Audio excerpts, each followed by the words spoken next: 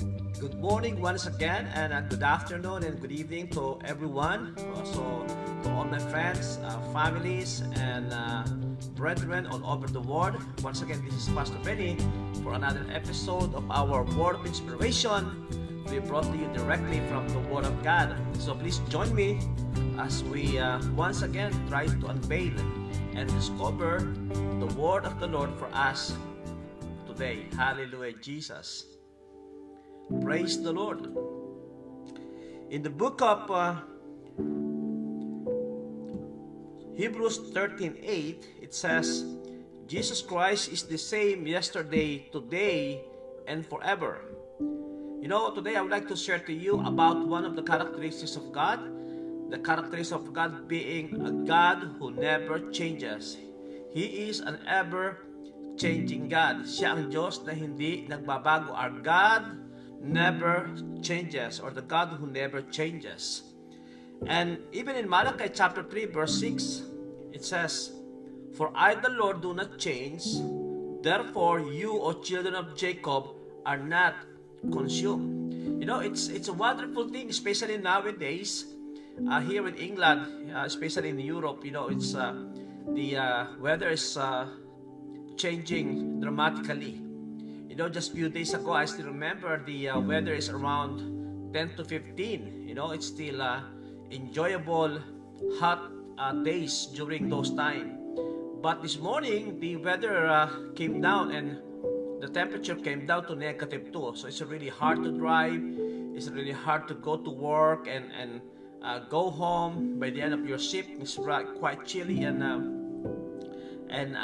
very cold weather. You know, there's a lot of things in one's life that who can easily change, and things that can easily change surrounding us. The weather, maybe the prices of the goods, the people around you, your job. I know there's a lot of people right now who there's a dramatic change in your life in the last 10 months since pandemic.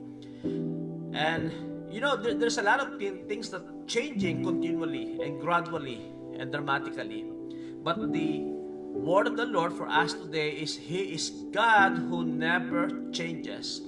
You know, there's one thing, and there's some among many other things that really good about God. God shall not be affected by the things going around and happening around us. Whatever God has promised you long time ago, whatever God has installed in your life, and what God has planned in your life, it's gonna surely happen. You know, God cannot be affected by pandemic. God cannot be affected by who you are. He cannot be affected but by what you do, as far as the promises and the pledge and the plans of God in your life, because it shall stay forever, and God shall remain forever faithful.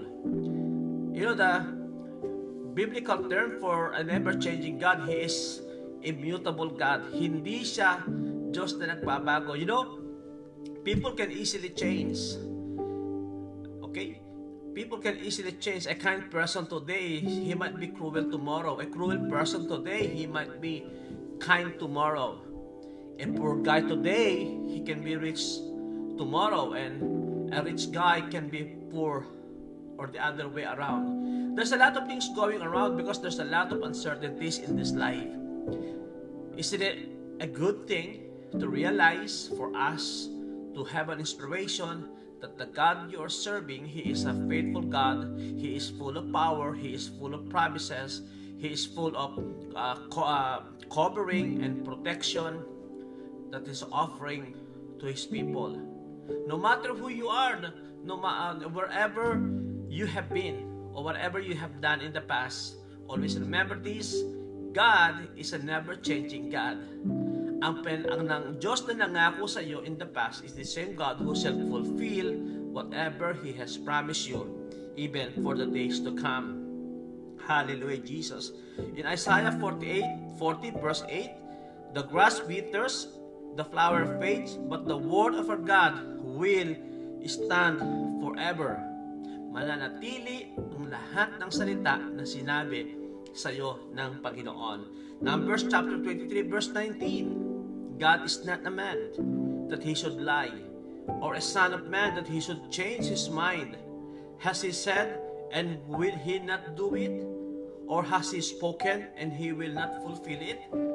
Diba, it's an amazing thing for us to realize whatever God has promised you, no matter how long it's been given to you, no matter how, whatever kind of roads and weathers and situations of life that you have been through, God's promise shall stand forever. Kapatid, I would like you to always be inspired about this thing. He shall never change. God is a never-changing God. Always the plan of God in your life is still beautiful, wonderful. It's going to be fruitful because the God we're serving, He is a faithful God. Tandaan mo ito, kapatid. Ang faithfulness ni Lord, the faithfulness of God doesn't depend on our faithfulness. He shall remain faithful even though there are times we are faithless and unfaithful. I hope that you got inspired again by the revelation of God's inspiration in your life today. Once again, this is Pastor Benny saying, for every frustration and desperations, there is always an inspiration and a solutions that can only be found in Christ Jesus. I hope that you enjoy the rest of your day, and I pray for God's blessing and God's protection, not only for you, but for your whole family. Have a wonderful day. God bless you because God loves you.